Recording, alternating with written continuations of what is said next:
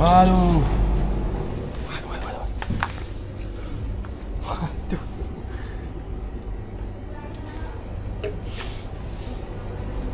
Kak. Astaga.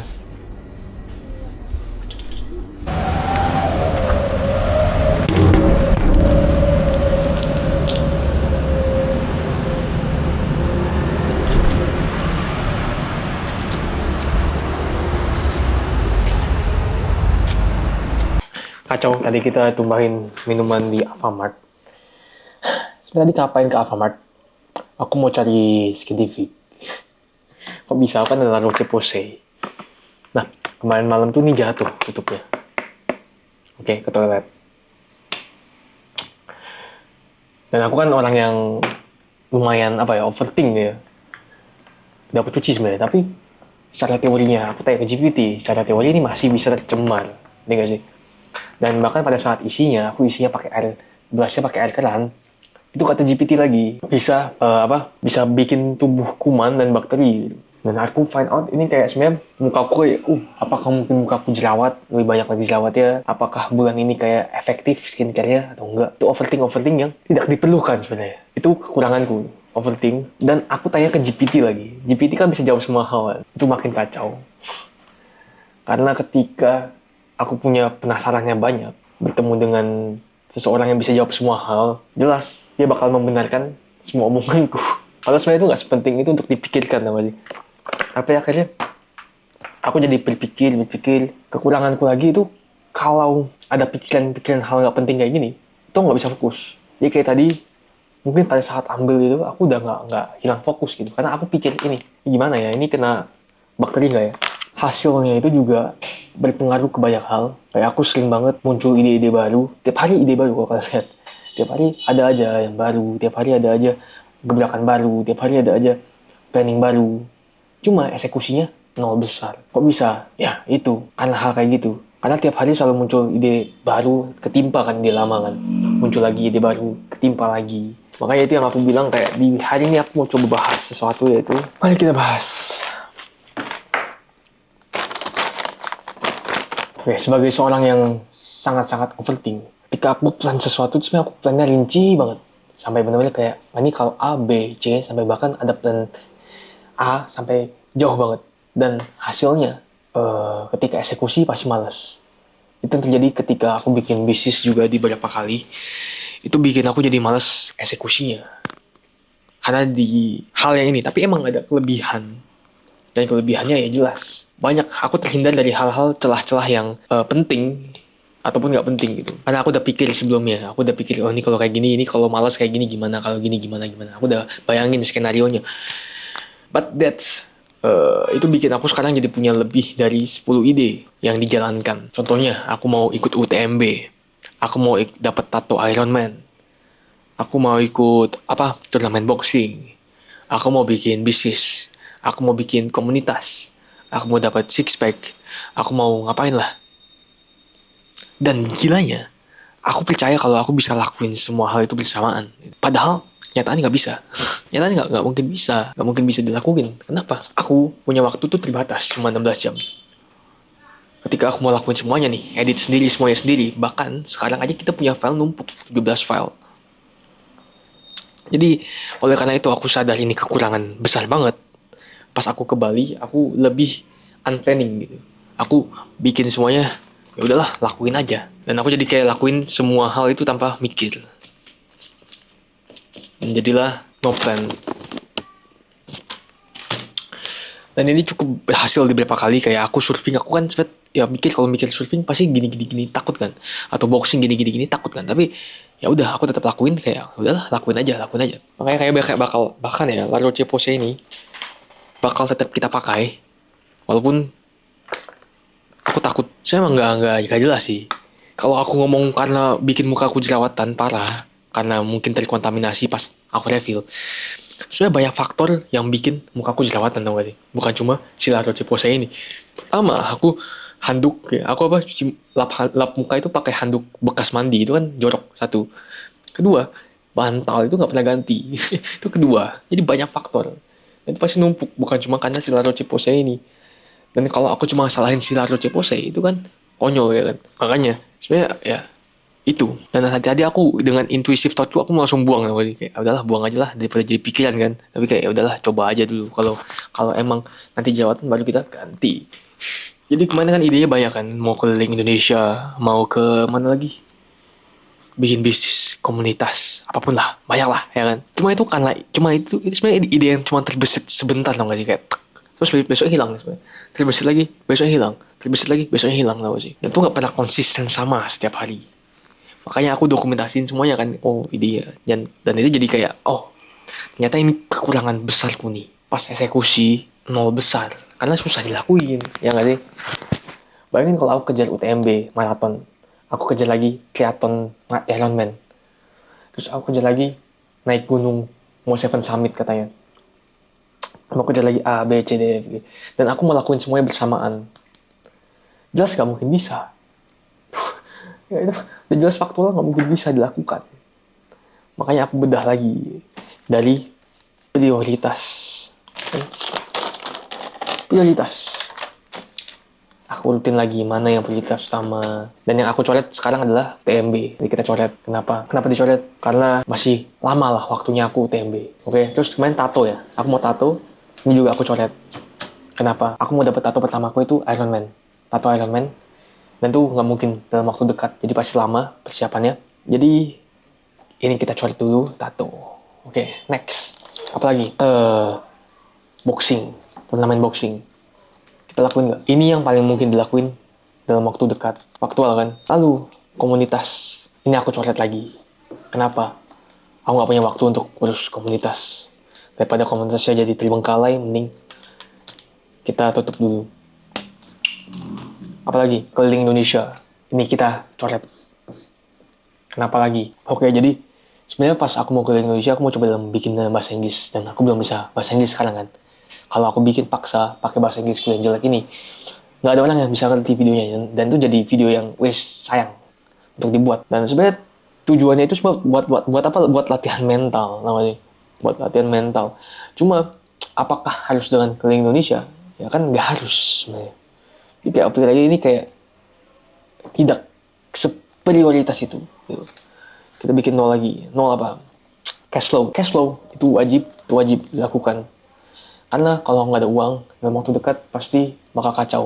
Jadi prioritas sekarang cash flow, boxing, dan apa lagi? Karena aku planningnya mau nanti mungkin mau semuanya dilakuin secara online, ya kan?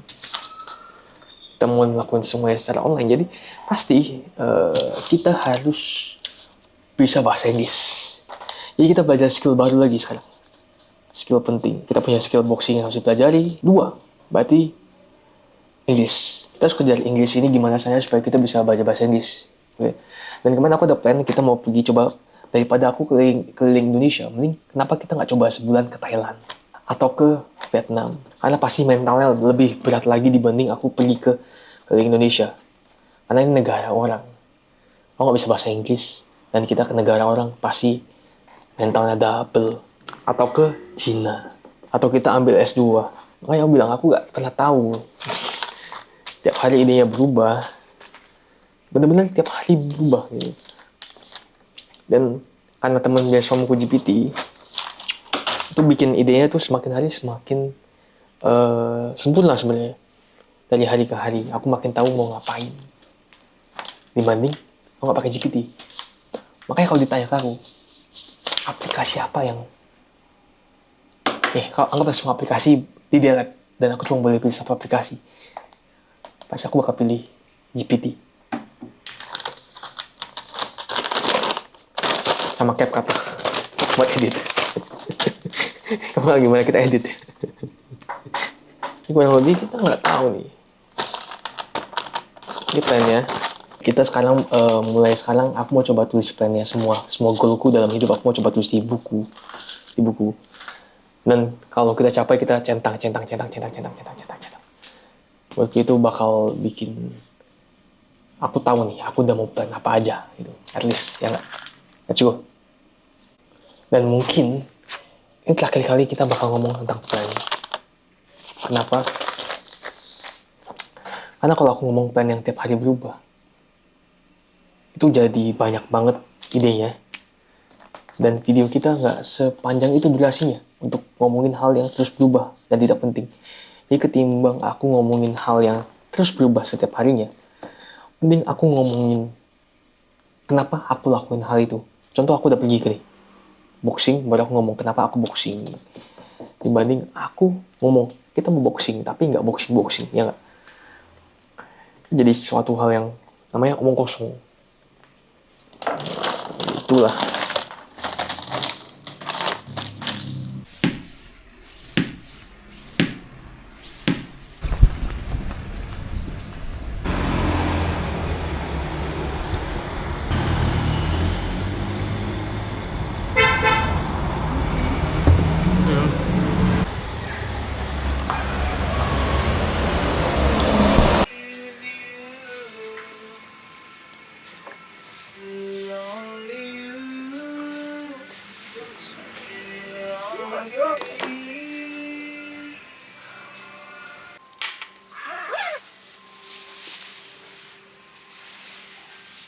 Sebenarnya kalau kita ngomongin plan, ada sesuatu yang aku bikin 30 hari lalu atau 60 hari lalu yang rencananya single sampai umur 25. Tapi aku mau tarik semuanya. Karena menurutku itu konyol. Aku gak bisa plan kapan aku jatuh cinta sama orang, aku gak bisa plan. Dan semua itu jadi kayak begitu aja. Ini daripada aku men-share kata-kataku, mending aku cancel omonganku itu, patahkan. Karena gak semua hal bisa di-plan. Kayak gitu gak bisa di-plan. Cuma kalau pernikahan bisa di-plan, mungkin. Pertanyaan kayak gitu selalu ditanya ke GPT. Jadi makanya bilang, otakku tuh penuh banget sama pertanyaan. Orang yang cukup bijak untuk jawab pertanyaan itu dan membedah secara logika dan bisa diajak debat itu GPT. Makanya aku kayak, kalau aku mau tanpa GPT aku juga bingung mau ngapain, membedah idenya sama siapa. Karena nggak ada yang bisa menjelaskan benar-benar secara detail konteks logis gitu. Karena kalau pernikahan butuh kesiapan mental, bisa urus orang yang bukan cuma hanya diriku sendiri, itu udah mulai egois lagi. Karena kalau aku egois pentingin diriku, aku harus aku harus boxing, aku harus gini. Itu udah bukan tentang aku lagi, itu udah tentang semuanya luar.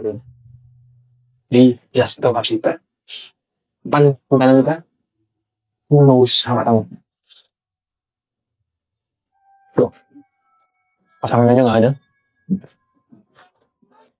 Makanya sih masih kalau kalian main dengan aku rekod kayak gini, terus nanti aku minta semuanya ada di rekaman nih. Aku mau kayak gini, siapa sama siapa kita gini, itu kan seru banget untuk ditonton ulang. Oke. Dan sebenarnya kalau ngomongin tentang sukses, ya, menurutku sukses bagi setiap orang itu beda maknanya. Tapi kalau sukses bagi aku itu bukan cuma soal uang, tapi benar-benar lebih kompleks lagi. Aku bahagia karena semua orang di sekitarku bahagia gitu. Itu sukses menurutku. Ketika aku udah bahagia, semua orang di sekitarku bahagia. Dan jelas dalam prosesnya pasti butuh uang. Karena kalau aku mau bahagia dan semua orang di sekitarku bahagia, itu pasti butuh uang. Gak mungkin tanpa uang bisa bahagia itu. Makanya konteksku adalah aku gak ada planning untuk kapan sukses, karena aku gak tahu. Jadi aku gagal gitu. Tapi aku gak ada planning untuk menyerah gitu. Bukan aku gagal hari ini, bukan berarti aku gagal besok. Jadi aku kayak udah gagal hari ini, kita besok kita coba lagi. Jadi selama masih ada hari esok, masih ada chance lah untuk berubah. Karena kan aku SMA juga mengacau dan aku pasti bakal terus mengacau ke depannya. Semua rencana nggak mungkin terlaksana begitu aja. Pasti banyak kacau, hancur, mess up, berantakan. Tapi aku kan tetap tetepin prioritasku dan lakuin yang terbaik every single day. Makanya untuk itu aku butuh prioritas pastinya. Jadi prioritasku aku ubah semuanya. Aku masukin prioritas 1, prioritas 2, prioritas 3. Untuk saat ini pasti prioritas kita itu cash flow. Bukan bisnis tapi cash flow ya. Jadi gak harus bisnis tapi yang penting aku punya pemasukan uang. Yang kedua, udah pasti badan ya, aku mau punya six pack itu udah pasti. Jadi goalnya itu yang kedua pasti di six pack fisik dan boxing ya. Boxing itu udah hobi. Yang ketiga dan seterusnya itu udah unplanning. Menurutku kalau terlalu banyak di plan susah. Dia at least aku tetap lakuin ini untuk kita coba gimana bisa hasilkan cash flow dari sini. Aku juga nggak tahu karena ide banyak untuk bikin bisnis tapi kita nggak tahu mana yang mau dijalankan, ngerti gak sih? Karena terlalu banyak ide. Dan kayak aku kan habis lulus kuliah, intinya nggak mau kerja. Aku nggak mau kerja 9 to 5. Ya aku udah pasti harus cari suatu hal. Kalau nggak kita ngapain kan? Nggak mungkin kita jadi nganggur kemana-mana gitu. Aku nggak mau. Jadi jelas aku harus figure atau aku harus ngapain. Karena ini udah pilihan kok nggak mau kerja. Kita nggak boleh egois tapi nggak bertanggung jawab, ngerti gak sih? Jadi aku harus bertanggung jawab juga. Oke, aku harus ngapain untuk meneruskan hidup ini, ngerti sih? Nah kan kita butuh biaya juga. Sekarang aku masih mampu untuk handle biaya hidupku, tapi kedepannya pasti lama-lama bakal jadi masalah, ngerti gak? Dan jelas kita nggak mau itu terjadi. Aku nggak mau itu terjadi. Aku nggak mau mengacau. Memang kalau ngomongin soal plan, dulu aku sering banget, ini bener-bener aku merasa aku salah ya, tapi aku sering banget bantah plan orang. Karena menurutku, aku kan jago bikin plan. Gak bilang jago bikin plan, enggak lah. Kayak banyak lah, planku juga miss. Tapi itu aku merasa diriku jago lah, lebih tepatnya. Jadi aku bantah plan orang gini-gini, ini gak masuk akal, ini gak masuk akal, ini gak masuk akal, ini gak masuk akal, ini gak masuk akal. Dan itu menurutku emang menyebalkan ternyata. Setelah dipikir-pikir. Karena menurutku belum tentu juga plan orang itu gagal, ngerti gak? Jadi sekarang aku lebih ya udahlah, lakuin aja. Aku juga lakuin apa yang aku lakuin. Aku lakuin apa. Yang penting maksudnya bukan benar gak peduli, tapi kayak lebih ada batasan lah dalam membantu orang, ngerti gak sih? Gak semua orang suka juga kan kalau tiap plan kayak gini-gini kita bantah gitu ya. Jadi kayak oke. Tapi kalau susah kita pasti bantu. Cuma kalau belum di posisi dia minta bantuan, biarkan aja dia lakuin apa yang udah lakuin. Itu sih sekarang yang beda. Karena dulu aku terus menurutku ikut campur urusan hidup orang yang ya sebenarnya niatnya baik sih, niatnya baik. Niatnya baik sebenarnya, tapi pas penyampaian jadi berantakan, gitu gak?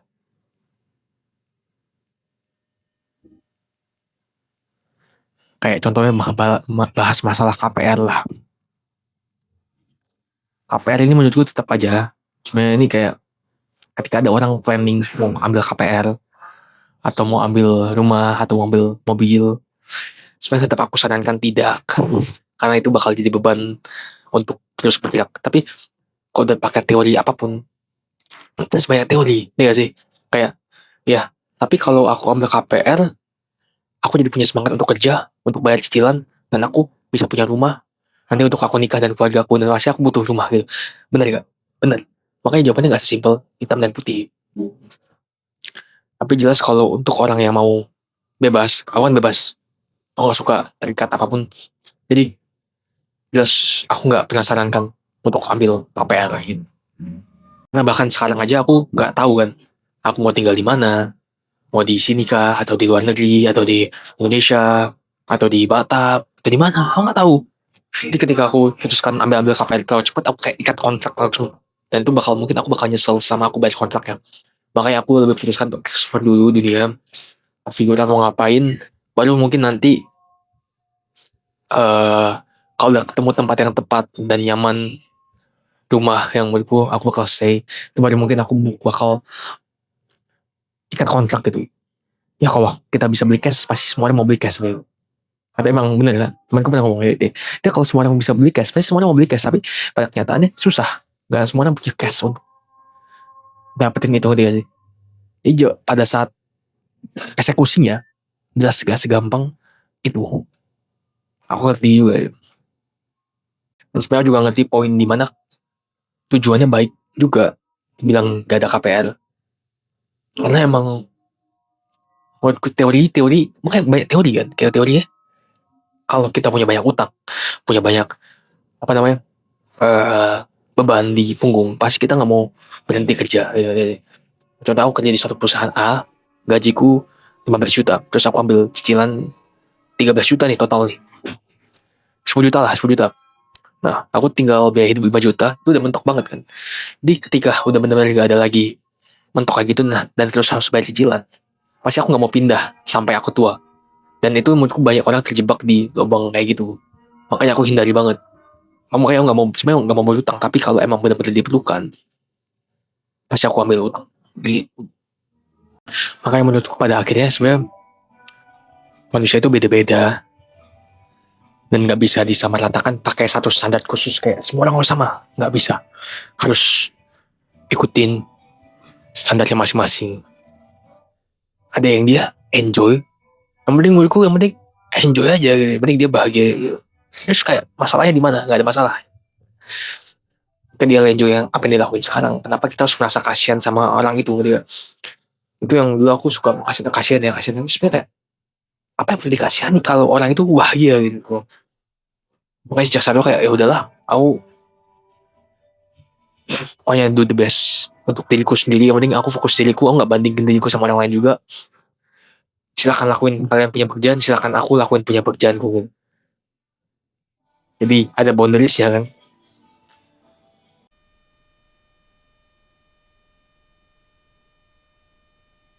Kita hari ini sebenarnya lagi collab nih.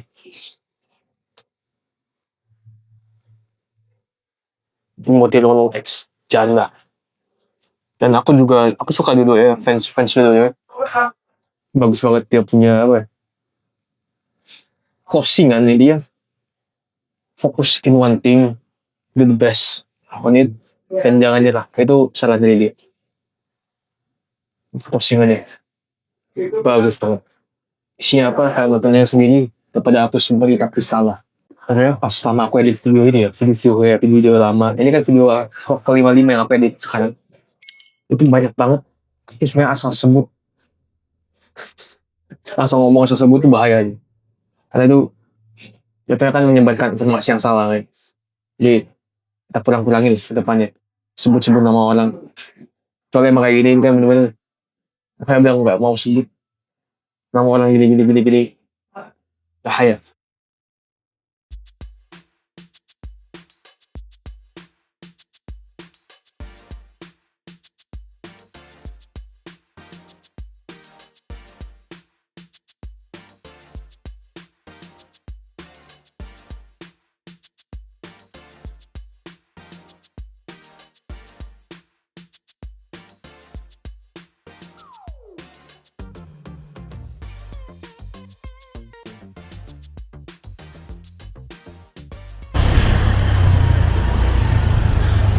Daniel. Nah, gitu Daniel. Oh. Jadi kata-katanya di Oh. atas. Tapi di atas. Iya. Kata-katanya diacak. Oke. Lagi. Iya, kita tahu. Aku. Elisa. Elisa. Iya, enggak banget.